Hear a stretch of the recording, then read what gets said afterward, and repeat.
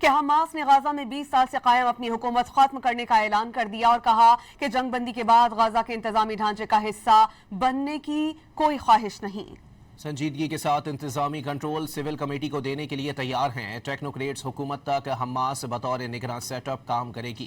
یہ بھی کہا کہ حماس نے اپنا کام پورا کر دیا، اب ثالث ذمہ داری پوری کریں۔ ترجمان حماس کے مطابق فیصلہ غزہ میں انتظامی منتقلی کو یقینی بنانے اور غزہ میں اسرائیلی کارروائیوں کا جواز ختم کرنے کے لیے کیا گیا۔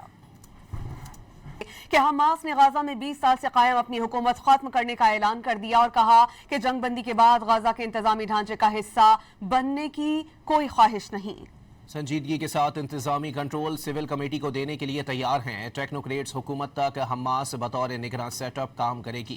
یہ بھی کہا کہ حماس نے اپنا کام پورا کر دیا، اب ثالث ذمہ داری پوری کریں۔ ترجمان حماس کے مطابق فیصلہ غزہ میں انتظامی منتقلی کو یقینی بنانے اور غزہ میں اسرائیلی کارروائیوں کا جواز ختم کرنے کے لیے کیا گیا۔